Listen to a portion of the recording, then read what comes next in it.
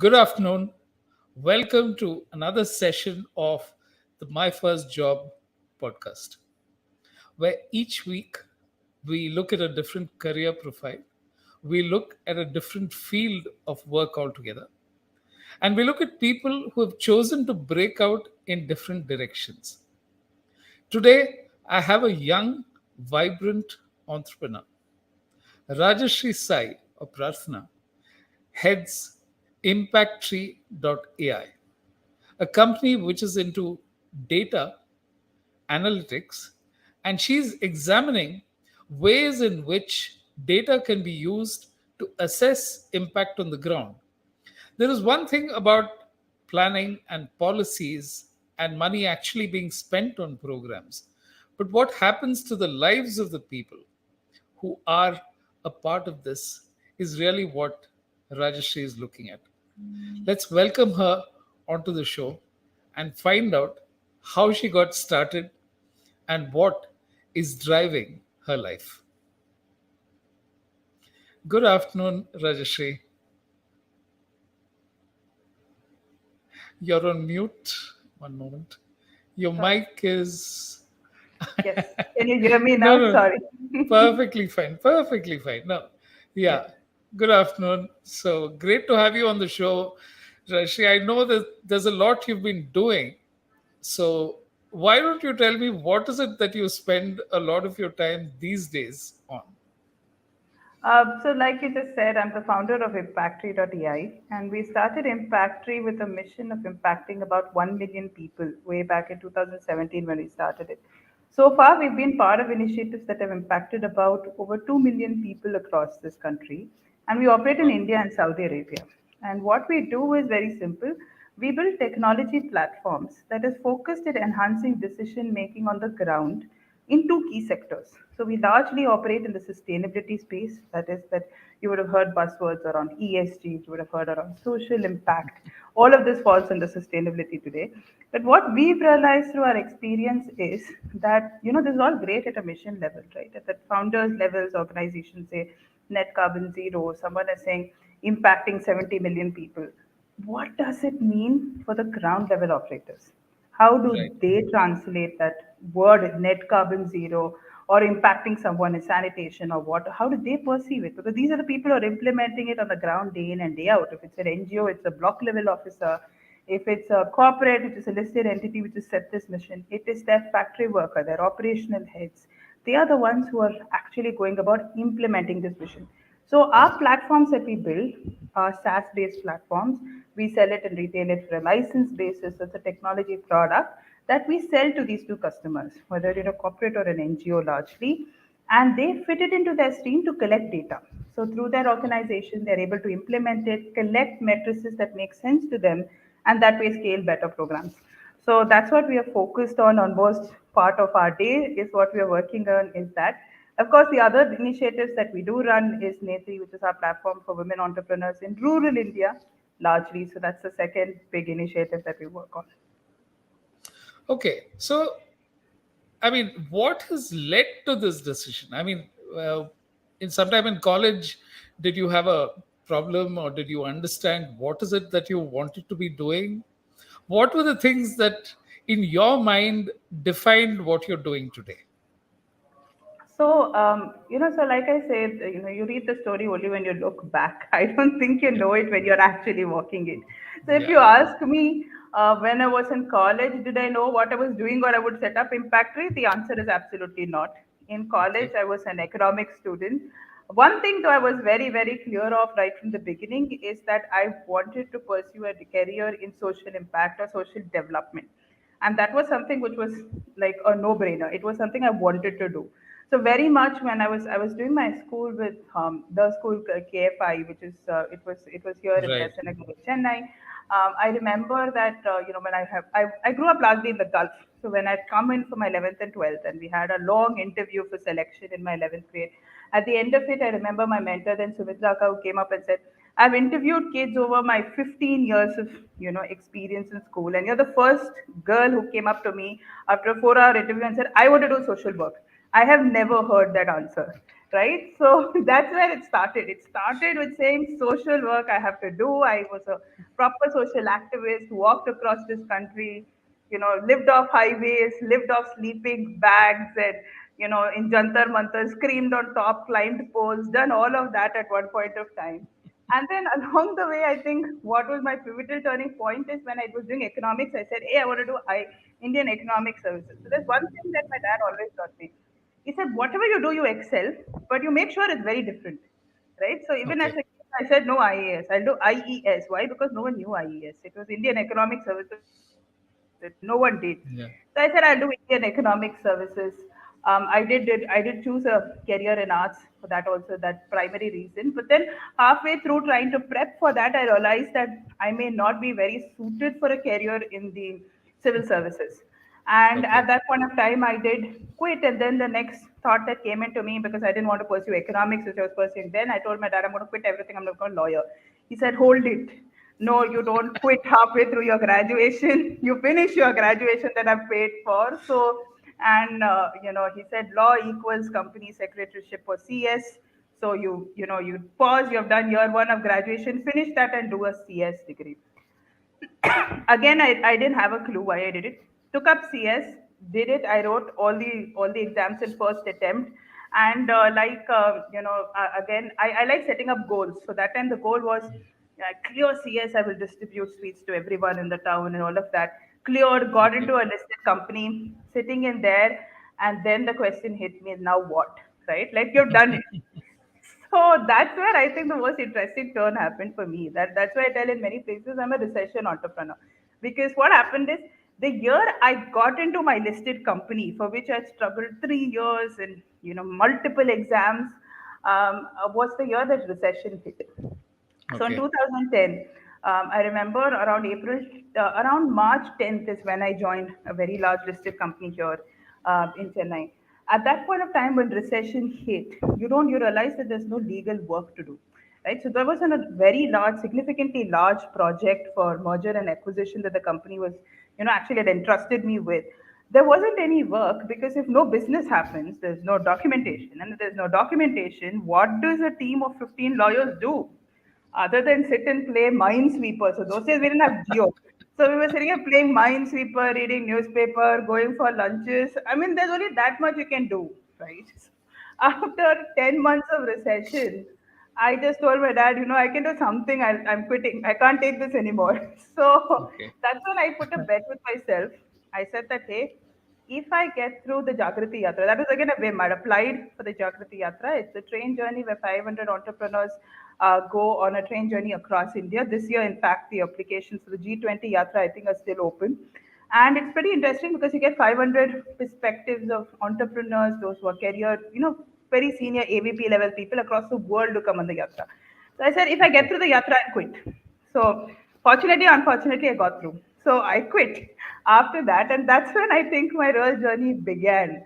When as a CS, I started working with a bunch of people. I came upon NGOs, was doing compliance for NGOs, and someone said, "Hey, I think you'll do way better as a partnership manager, as a donor manager or implementer. Why?"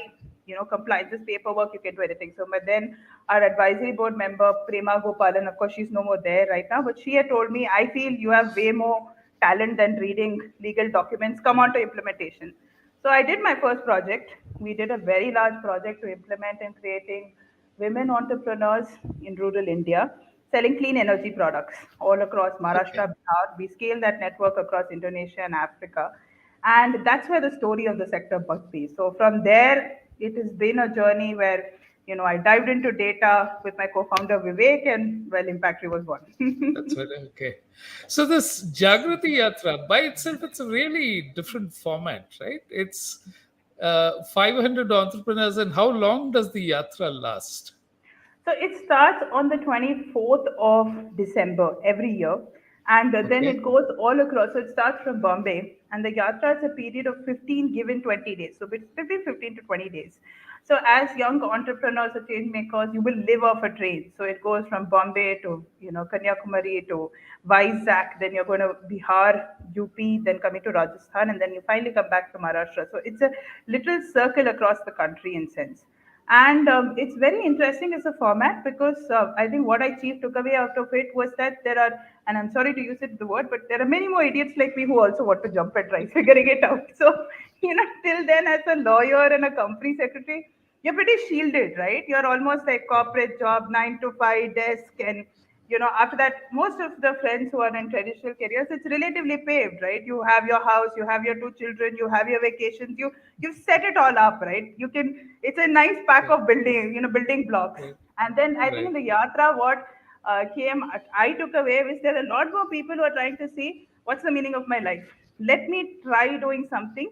And even if I fail, it's okay. I think there is a lot of wisdom in collective failure. You find more ways Right. to fail faster, and then after that, get yourself up and build yourself up. So I think that was my biggest takeaway when I went through the yatra, that there were more people like me aspiring to do something different. And I think more importantly, find your passion. Like I remember one of my earliest mentors, Krishna sir from here in Chennai, he told me, we're all born with a purpose. What's your purpose, Rajshri? And he told me this when I think it was just about 20s, just out of college. For a very long time, I kept thinking, what's my passion? What's my purpose? What's my purpose? It has almost taken me close to 12 to 15 years to finding the purpose. But I think Right. the part is the journey that actually gets you there. And the other great thing when I was thinking about the Yatra is I think all of us have had train journeys. Now, of course, the current generation doesn't really need to go on those 48, 72-hour trips anymore. But that was a time when you made another set of friends because you were thrown into very close quarters with people, and you got to know them better in 3 or 4 days than you would know some of your friends who met only in the evenings or on weekends and things like that. So I think whoever's come up with this idea, it's a fantastic idea to bring together extremely committed and driven people. And No, so then, Shashank Mani Tripathi is the founder of it. So you can definitely okay, check him out. There's a whole TEDx talk that he's also given on the Jagruti Yatra on how we created it. I mean, he's a contesting MP from Uttar Pradesh and Purvanchal right now. okay, But I mean, just phenomenal because I agree with you. In those days, and I remember till 2008, 9, we still used to do the train, right? Now, also, if you get into a train, most people just cover, they go up to the bunker, cover themselves, put their iPods, and, everyone is streaming.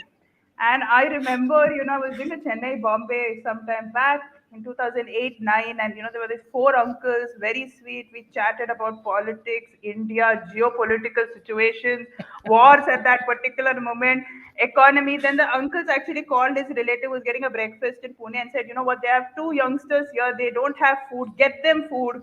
So, those relatives bought his food the next day. It's a whole community you build yeah, actually. yeah. That's a no, and those I think are the real learning points because it's learning by actually getting immersed. Now they call it immersive, but an evening of immersion is nothing. This, like Yeah. you said, you have to be on the train and you have to get. The reason I'm going into this also is because I think apart from learning in a regular environment, which is like school and college, something like this, which takes 2 weeks, is defines, like you said, you were thrown into close quarters with people from so many backgrounds and so many different points of view that it's like that friction leads to another set of sparks which you Absolutely. then which you may not have actually at that point in time said okay. That's the crazy part, isn't it, that you go for a program and then when you ask what did you learn from it, it's very difficult to articulate. Absolutely. But I think it's also, no, but I wouldn't agree with that because I think it's the Okay. yatra, the way it's built, and at least it was, at that point of time when I went. I remember, Okay. someone once told me that you set a lot of goals in your life. Yes, I do. Because I remember when I went on the yatra, I was just, person who quit her job, literally threw away a very promising career in legal, and I possibly got there. Even my mentors then said, why? Because, first attempt, gold medalist, you're sitting here, you've got the position you want. At a ripe age of 22, they gave me an M&A project, right, which is mergers and acquisitions, pretty large for a kid to handle at that point of time. Right. So I was, really think that the company was also saw potential. So even they didn't want to let me go and they said bye.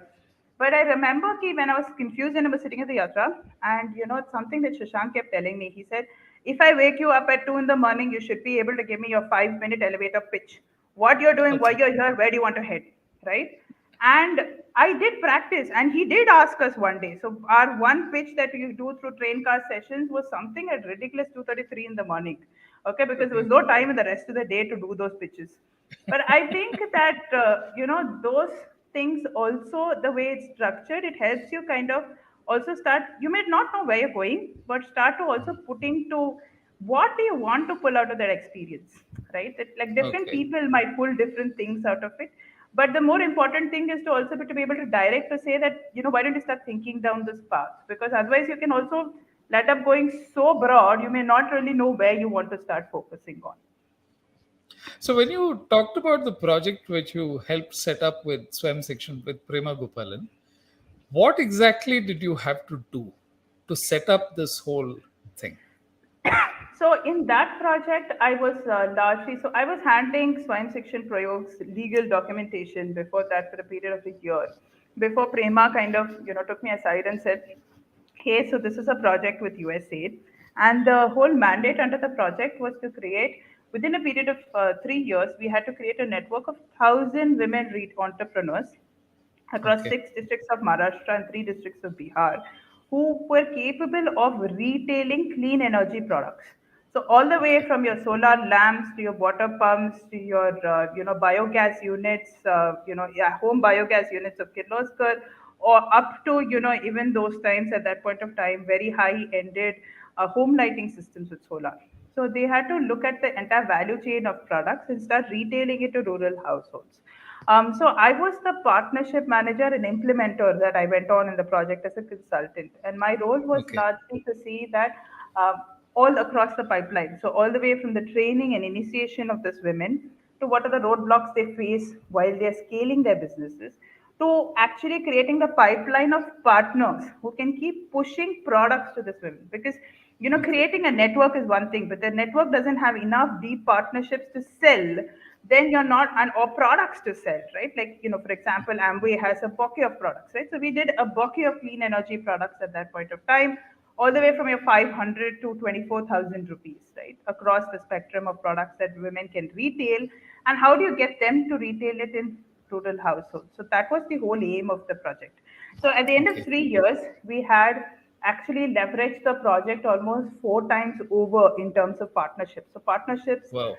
partners not only gave products, they put in money, they gave grants, but they also gave free products to these women. They helped them set up manufacturing units of small things like solar repair shops, solar lamps, all those kind of things that they were actually partnering with the women because they saw value to start looking at working with these women as their last mile point of sale. And that So is did where you have, was built. yeah, sorry. So did you come across any particular incidents of women who stood out? How would you know that a woman is an entrepreneur, for example, or So capable of being an entrepreneur?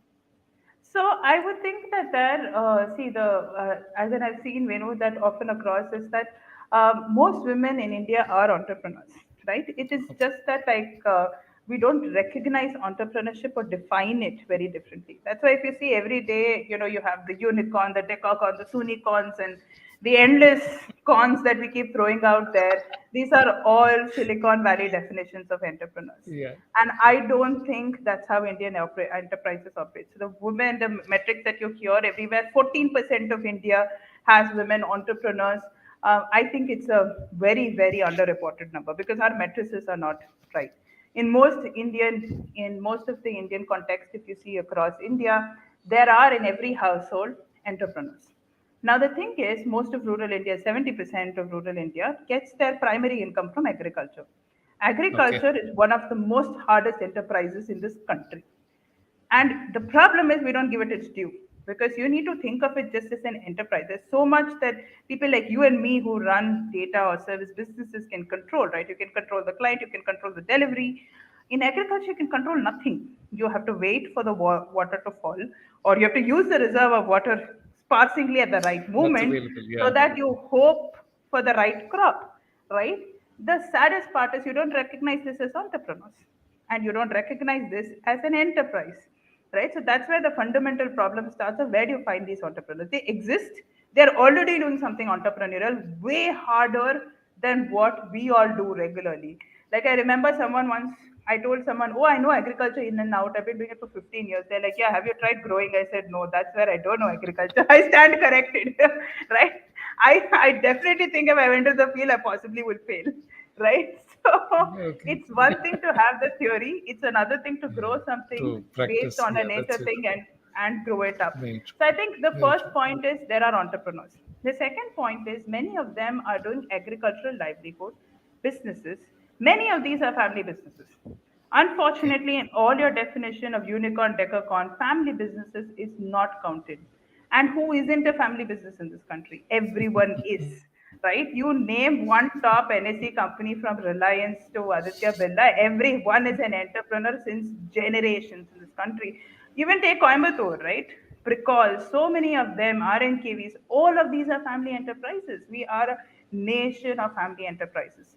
So the reality is many of them do agriculture, they have family enterprises. Where the definition goes against them is many times family enterprises in agriculture are called subsistence. By Okay. subsistence simply mean it's just enough to survive. And that's where we have taken a Western definition and we have gone wrong. We have taken a Western definition, and I remember a few Republic Days ago, our Chief Prime Minister Modi had actually said, we need to be proud as Indians and have Indian definitions to what we do. He's right.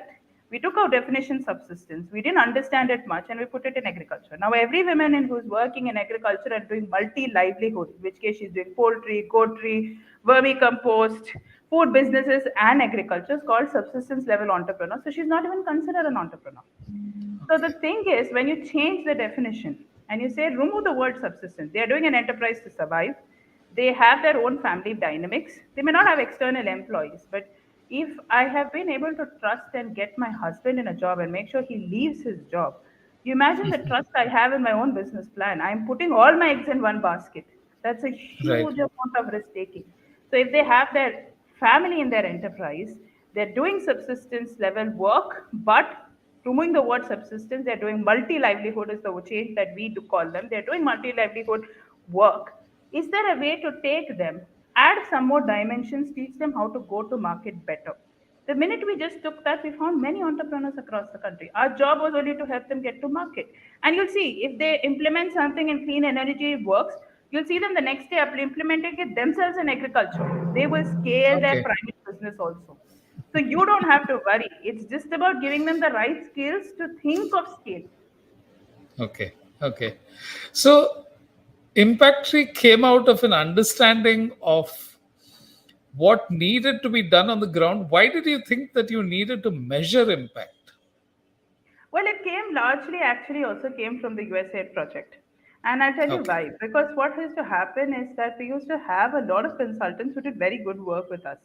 But unfortunately, by the time these consultants would go into the field and give us a report of what was happening on the ground, and we would actually go about implementing it, the time to implementation sometimes would take 6 months, right? And to give you an Okay. example, right? If I've done a training in implementation and onboarded a particular women, we onboarded women, and we used to offer training in the morning, right? So we used to tell our trainers were available in the morning; they were employed with us. So we said 10 to 2 o'clock we would call you for training, and after 2 o'clock, please go sell your product outside, okay? And I expect you to sell your product till 6 o'clock when it's dusk. Makes perfect sense from an urban mindset. You have 4 hours to sell.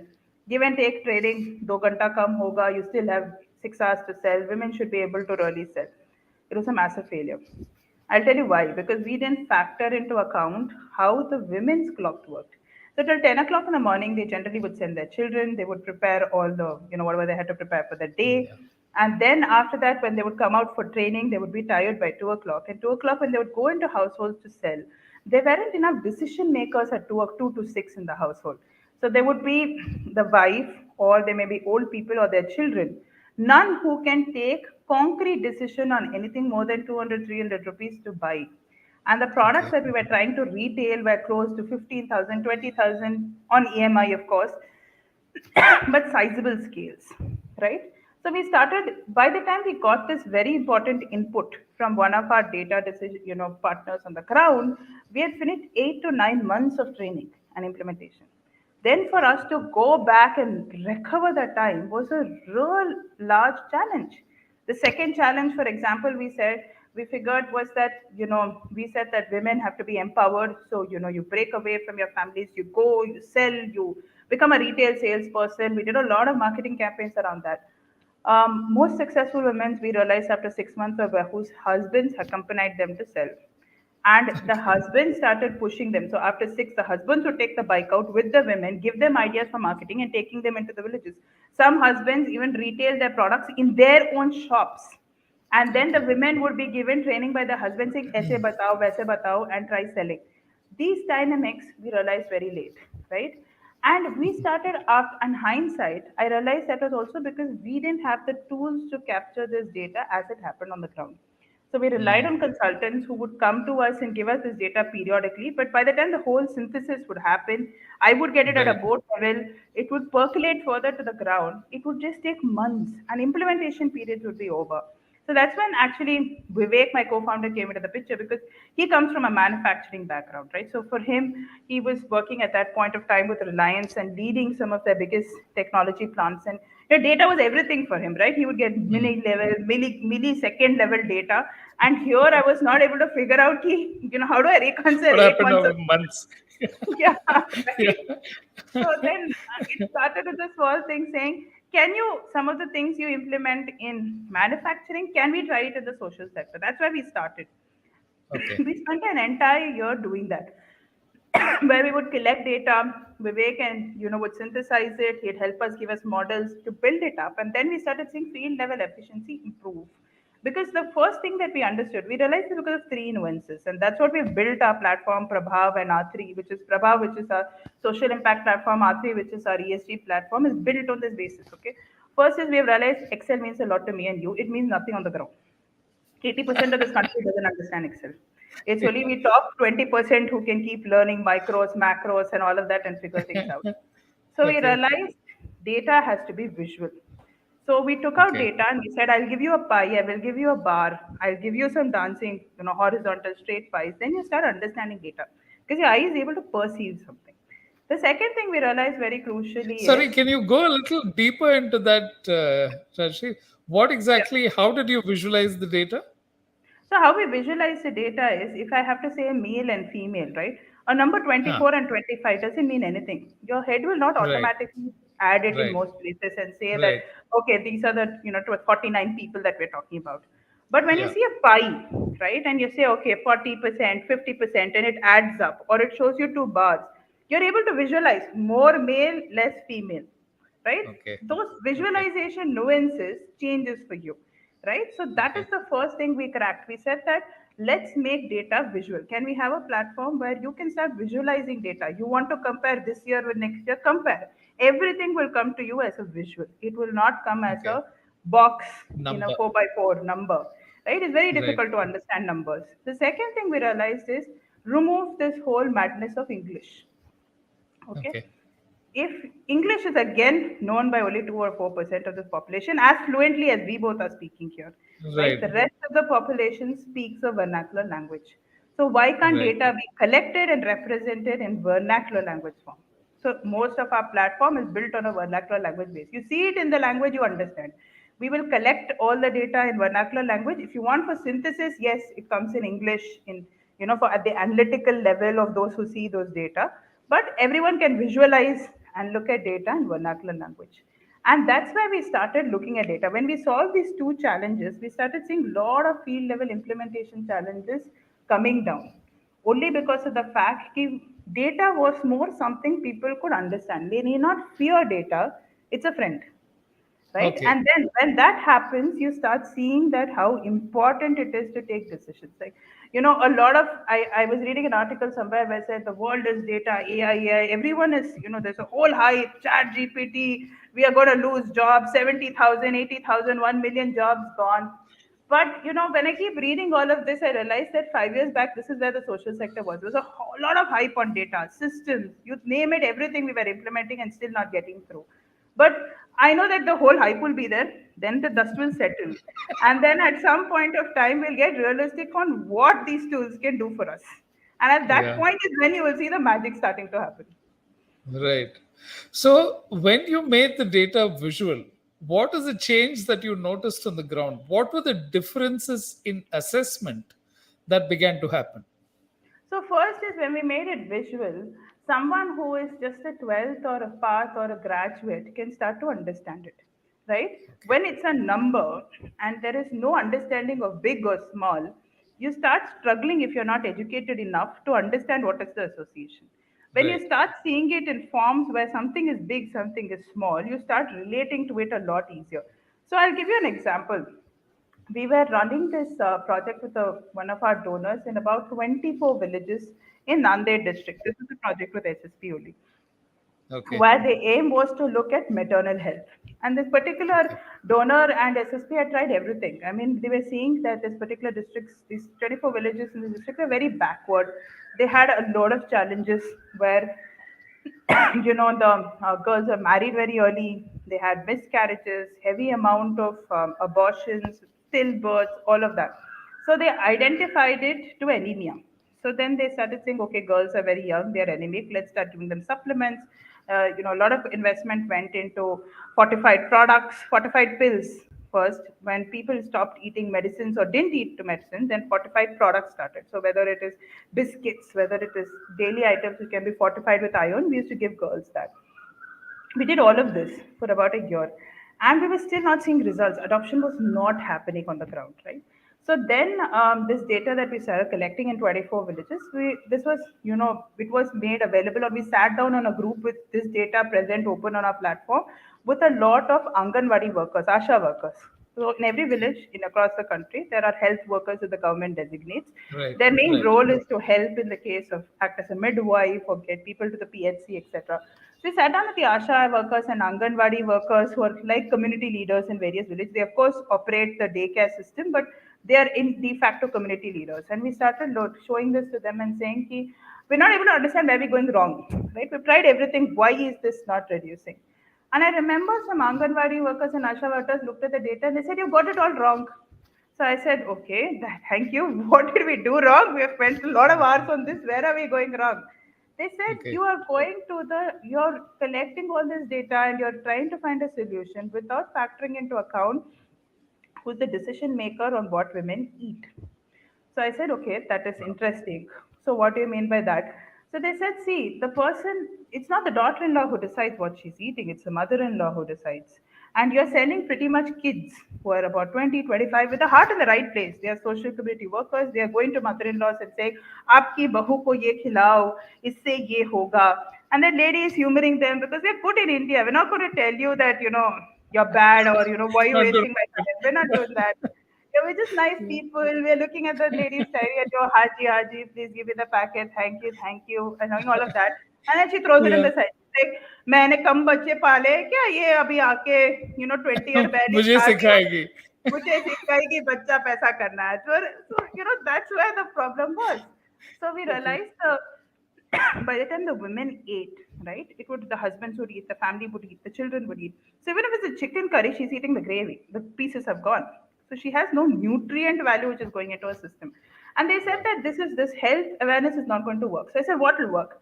They said it's clearly you're able to see the social dynamics in these villages. They're poor villages. Why don't we develop a campaign? And this the women came up with to say how can you benefit by the birth of a better, healthier child, right? We Wow. will give an economic angle to birth, and then this will move Didi.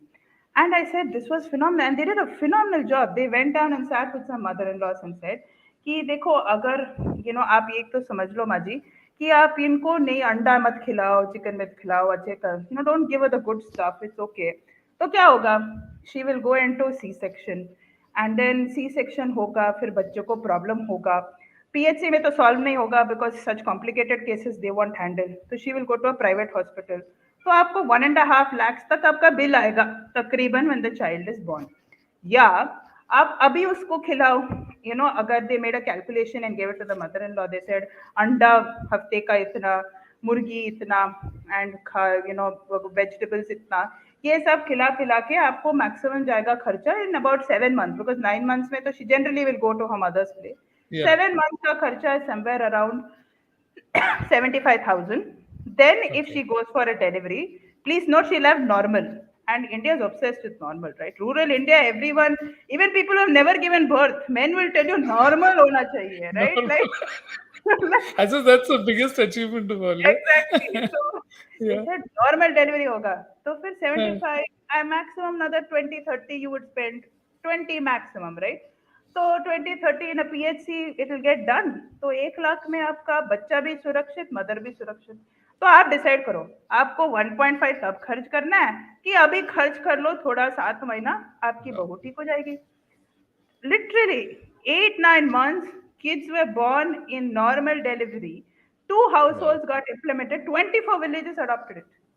It made My goodness. socio-economic sense to actually feed the women. And my question is, this insight we cannot see. We are from an urban context. This insight only an Anganwadi worker can tell you. In Yeah. across India, when we have seen, we know if you don't believe it, about 46% of this country operates on barter system, and we don't even have a way of measuring it. Just today morning, I'd gone to a relative's place. They said, "Oh, you're going to Kutralam tomorrow." So in Kutralam, when I grew up, it was if you wanted to maligapu, the flower garlands Yeah. that women Yeah. wear here, we would give Yeah. one dabba of rice. And she's Right. just about 60-year-old. 40 years back, we used to measure life with one or two glasses of rice. Today, we are pegging it with the dollar and the rupee and all of that. It's not sunk that down inside. How do people understand these nuances? It's only when they see data. We cannot, because of our urban understanding, our urban upbringing, our exposure to the world, which has its own pluses. That's why it Right. allows us to work at it with a different technology lens, but we can't understand what they go through. And who Okay. better to actually give better solutions than them on the ground? No, this is really informative, Rashmi, because I don't think I was, when it came to data, again, it was the same thing that you spoke about. It's all bar charts and figures. And then suddenly you begin to see how the implementation of something on the ground changes. And then when you measure it in numbers again, people say, oh, that, and then the connecting link is gone. What is it that people actually did? In this case, you brought out the connection link that the Anganwadi people had the uh, insight to say link this to the health of the child, as opposed to saying look after your daughter-in-law. I mean, it's such a sea change in how they think. Wow. So when you are you finding these kind of examples practically on every project that you work in when it comes down to looking at data points? Completely, because like I'll tell you, it's just not an NGO perspective, and that's where I have a great management team and I have a great board. I'm very lucky to have them. When we were working on a corporate project in Saudi Arabia, we again understood that most of India, forget India, most of the world operates on socio-cultural nuances. As Right. human, we collectively like to believe it's all economics, but the reality is most of our decisions are socio-cultural more than economics. And we Right. realized that when we were working with it's a huge multi-billion dollar company there, and they were having a large problem of attrition, right? So they used to have people who used to come as migratory population, and then they would be able to put them through the process. They were serving certain things to the Saudi government. That is the service. It's a service-oriented manufacturing company, installation service system company, to put it that way.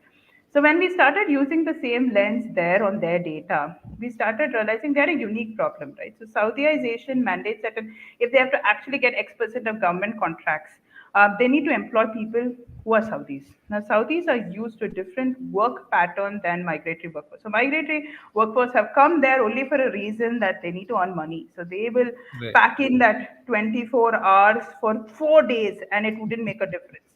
A Saudi local is not going to be doing that because he lives Right. there, right? So, he comes with a Right. different socio-cultural dynamics. So there, my team was led by Vivek, were able to optimize work schedules around socio-cultural elements, which allowed them to actually improve their efficiency as an organization by 37%. And it actually allowed them to increase a considerable amount of their turnover. Because we were able to look at the workflow and we realized it was all built to a migratory population and it was built by someone from the West. So Mm. everything was scheduled without actually thinking how a Sri Lankan or a Filipino or an Indian would work. And then Right. adding to an element, a Saudi managerial person would work, right? So, Okay. the whole work process system we had to optimize from a point of view of what are the cultural dynamics which are nuanced to each culture or sector, and then how can you optimize that into a system or a data point. And that way we Okay. are now able to improve in efficiency. So we see that in most of our projects it's not only about the fact ki, how much economics you look at it. You take away that lens of economics and you put in socio-cultural aspects, and that is which is endemic to that area. You will start to see Right. similarities, and then you Right. will see similarity, like from the Persian side to the till about China border, we are very similar, most of us, socio-cultural, till even Indonesia. Then from Korea it's another segment all the way up to Japan, right, with different ethos, different cultures. But if you're able to take that 80% which is similar and standardize it, then you have to only work with the 20% which is different to optimize. Amazing. I I think we've hardly covered your career and talked more about a couple of projects, which but I think it throws light on something that you started off with. The conversation we had just before, where you said analysis is not just taking in figures that exist and trying to make sense of those figures, because the background of how those figures came to be and what is the process that was put in place is not understood. So then try to draw inferences from that. Like you said, in the case of whether it was the Saudi Arabian company or the village, without having that insight, how do you even begin to understand that this is how you solve the problem? Because you can say that they need nutrition, but that is like the most basic inference that you can draw. But how do you break this, Rajshri? How do you break some of these things which are so deeply ingrained in how data is collected that you have to bring about a change as you go forward? So I think the first step of process is standardization, right? Okay. And then we have also seen everything is not very disparate. When you start looking at data and you start working on data analytics, you will start seeing similarity more than Okay. dissimilarity, right? Okay. Everyone likes to think they're very unique. We are not. And right, we Okay. are very similar, more similar than we realize, given the similar Okay. backgrounds we might come from, right? Because if Okay. we have similar backgrounds, we have similar networks, similar upbringing, similar ethical values, and similar exposure. So that way, Right. these are broad benchmarks that help you to start condensing, data which might seem very all over the place to stay to a level that it is understandable. So the first step is standardization. So being able to call out that standardization across data is important. The second step that, of course, that we've built in is using technology. So technology, once you standardize, is a very good medium to scale, because you can take something which is standardized, process it into a system, and the system will replicate. And hence, if you see, we took a decision of keeping it as a SaaS or a licensed platform. You use Google, you pay a monthly subscription, you can pay a monthly subscription for all our data platforms, so that it's affordable and cheap. So Right. and then as the system gets more and more and more data that comes into the system will start to learn. That's what ChatGPT did. And that is Right. precisely how we are driving and looking at our data platforms growing at that sense. And with reference to, of course, like what we talked earlier in careers in data, right? I would think that, I mean, there are, and we hire a lot of interns in data analytics. We hire from economics, we hire from engineering. I think there is a three-step process that I might use for evaluation, and maybe it might help some candidates who are thinking of careers, because I now see that increasingly you open any YouTube academy, everyone is throwing a data analytical career of some sort at you, right? So everyone is saying this is the in thing, this is the only career where you will possibly never be let go, all kinds of tall promises, right? I think Yeah. we use a simple three-stage process. First is when you're looking at data, you need to love math. That's the basic. You need to be Okay. excited by numbers, right? So understand whether your numbers are want naturally, you want to pull them into things, want to compare them, see is there some trend that is going. You may not do it for numbers, but this causation habit, right? What caused this? Why is this happening? Are you a person who thinks at that level? Even if you Okay. start thinking at causation, math is an easier problem to solve. We have enough and more models which will help you solve math. You plug it in, it will vomit enough things at you at any engine. So it's not a problem. But are you a person who likes causation and wanting to keep on thinking? So creative types, right, who like to find out why. Those are very inquisitive. That's the first benchmark we look at when we look at people we hire for data. The second most important thing that we look at also, at the same time, how much of a big picture person are you? Okay, so Okay. when we look at data, it can get very micro, right? So I hear a lot of people saying, I want to do a career in data analytics. Why? I think it's cool. What are you doing right now? I'm coding somewhere. And okay, great. So do you want to code with us? No, I want a career in data analytics. Do you want to do operations? No, I don't want to travel. So I said, then what does data mean? I mean, I can't get you to code, I can't get you to travel. So which means you want to be in front of a system and look at a bunch of numbers. That's not data analytics. That's not how it works. Most people who do data Yeah. analytics go to the field. You have to be able to talk to people, hold a conversation, because the insights you get from there is where you can train a model. So the Right. maximum money you will make in a career is when you have or develop the ability, use your causation skills to start going into the depth of what cost is even through global things. So you should have the ability to read, right? So if Right. you're able to go look at causation, communicate and read, it's very good to start a career in data analytics. And believe me, this is what I tell most of my team. I say, today Google knows everything. So make sure Right. you're able to read and get the right insight so that's where you will make your money in the future. Right. No, and I think another thing that you started this off, that you're understanding that vernacular, a whole lot of data, like you said, is so. How have you done that? You've managed to connect a vernacular interface to most of the data that you display, and in how many languages? How do you see that change?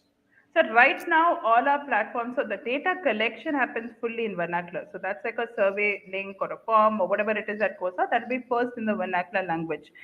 We get Okay. that because Google's vernacular engines are not properly trained yet. So Okay. unfortunately, we can't directly Google Translate. We use the help of people on the ground to refine that, nuance on to get it contextually right. The second Okay. thing is that our display features in about 10 languages we've programmed it for it to display. So there we are using a bit of Google Analytics and our own question bank. So one feature that we built is we have our own question banks on our platform where a lot of the data, what are the questions are already translated in vernacular language. So you can adopt some of that so that you get a constant, contextualization right.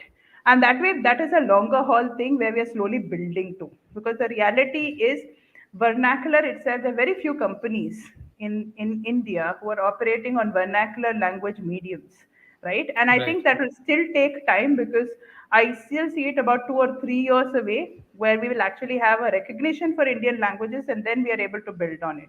Because there is also a lot of dialect issues, right? If I go to an Ajmer, the way Rajasthani, Marwadi, or whatever the local dialect is spoken there, it's a form of Hindi, is very different from when you go to Jaipur. So there is an Right. element of localization there still. No, and that's really another aspect of this entire thing, because once you crack this in this particular field, there are so many other places, like you said, where it can be applied to and how it goes. Okay, so how do you see Impact Tree changing over the next few years? What are the next milestones that you have kind of seen for yourself? So we are right now largely a B2B company, and as we operate, Okay. all our technology platforms are being used by either field level operators or at the board level, right? So as we scale and grow, we see ourselves very clearly growing much. We were one of the 8 enterprises to go to the World Economic Forum. So through that, we had enough Yeah, that exposure was in Europe and other markets. huge that you got to Davos. Yes. Wonderful. That's an amazing achievement at this early stage. Wonderful, Yes. Raj. Yeah, So having gone there, we now have exposure to international markets. So the idea is to take our social impact platforms and start scaling it vertically across countries. But at the same time, we are using a lot of the insights we built in our social impact to build a platform much faster in the ESG space called R3. So that is the ESG platform. So I've used ESG once or twice on this, the session. So just to demystify it for people who are here, ESG is environmental, social, and governance. And now most companies in the world are mandating that people have sustainability plans. Companies have sustainability plans on how they grow, largely because of the point that we all have realized resources are not infinite. At some point, we're going to start running out of crucial resources. And right. somewhere companies need to be prepared for that eventuality if they need to survive at that point of time. So we've started working on an interesting platform there, which we've already implemented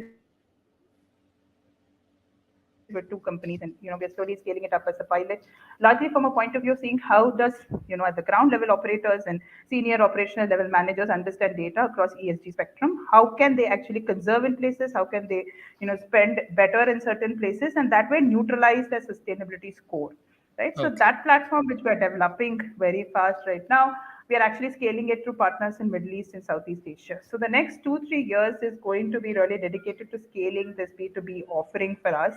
And then beyond that, of course, we have certain B2C verticals which are coming up, but that is more, experimental at this point of time. Like I said, we're building a network of rural women entrepreneurs and seeing what is the technology product that can help them scale social and economically, retaining it at their cultural nuances, of course. So then in that end, Okay. we are working with traditional value chain businesses, whether it's textile or agriculture, and we are closer to now coming to a point where we are starting to think what is the platform solution offering to a B2C space. So Okay. that's the large way that we are Wonderful. going. And we are very much, I mean, like I've said earlier, we are very much as a company committed to listing by August of 2028. And that's the benchmark we've set internally. But Okay. that's something we're working towards with a clear mindset that by that time we would have built a company which is capable of scaling on itself. And that's the core of what we want to leave as promoters. And you make it, I think it's obviously been thought through very well. I just wanted one the thing on what kind of conversations did you have in Davos? Was it more of a presentation of what you were doing, or was there interest in, how is it that you guys are operating, and what are the challenges? What are the conversations about? So I think Davos is a very interesting space for us, to be honest, because it was after COVID, so there was a lot of Right. networking, right? After 2 years, people were Right. like, "We are finally here. We can talk, right? Enough of We the talk Zoom face to screens." face. Yeah. Yes. Yeah. But I also think that it was very interesting because we were 8 startups in the Tamil Nadu government at that point of time. With another organization led by Amit, which was Umagine. They had Umagine just finished its pioneer event in Tamil Nadu here. So Umagine had chosen 8 of us ready to go to Davos. And the amazing part, and there was another counterpart there called Think Davos who helped us through the whole process. But I think the amazing part of it was that suddenly the bigwigs of the world were like, why did these 8 startups who people did barely knew about? I mean, how did they get to get crash our party? So there was a lot of curiosity on that, on how did you get here, right? You're Yeah. not a How did you unicorn, come? you're not a unicorn. Like, how? But I think, What are you those doing here? Yeah. exactly. So Okay. that was a really nice icebreaker because a lot of people wanted to know what you're doing. Okay. And I would think from an Indian government perspective, it was very proud to also see the Indian startup scene. We had the largest attendance in Davos in that particular year, the largest arena of Indian startups.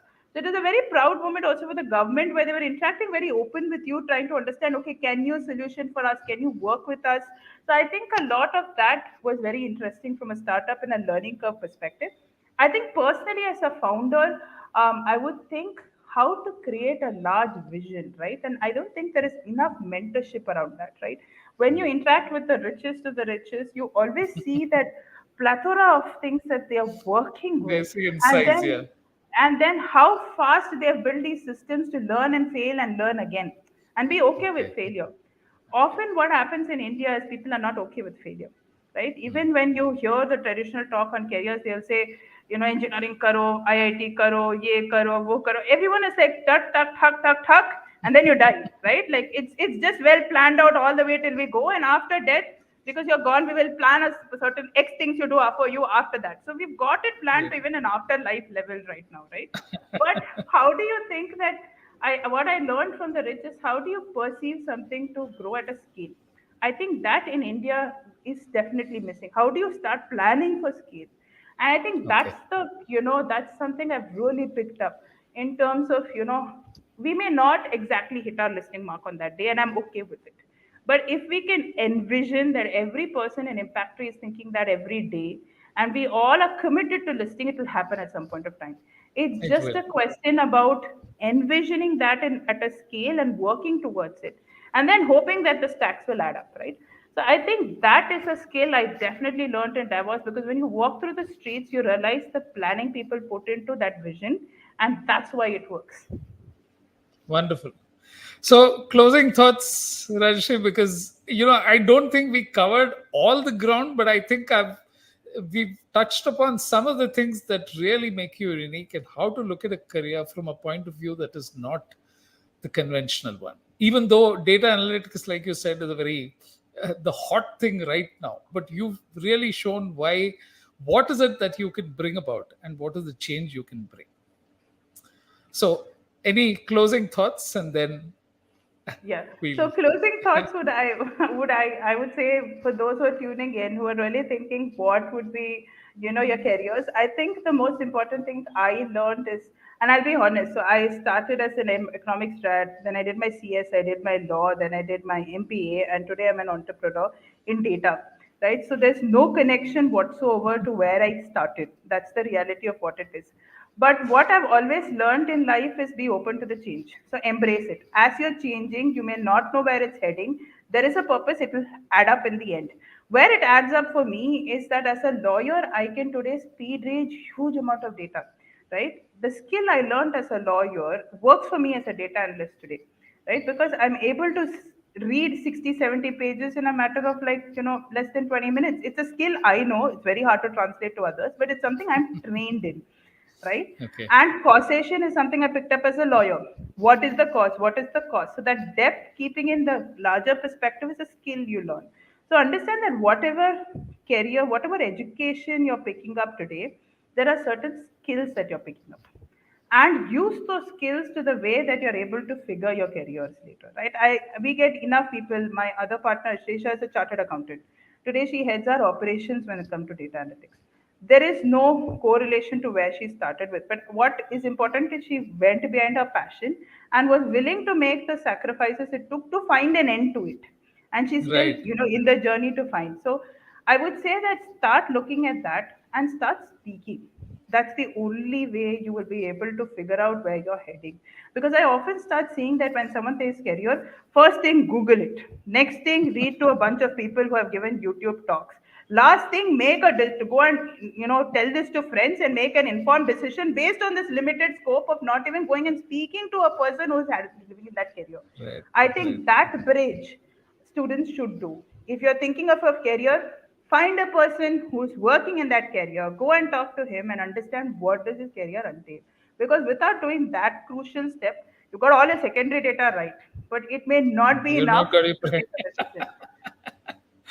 Wow. On that note, I think, which is, you brought it full circle, started with where you were and ended it with how data can be an insight. Thank you, Rajashri, for coming on the show. And here's wishing Impactree the very best in the future. Thank you. Thanks so much, Renu. Thank you. That was Rajashri Sai, and she told us about how impact can really be created through data once you have the insights, which is the important part. So, next time, another guest, another show, another interesting career. Thank you for joining us, and here's wishing you the very best in future.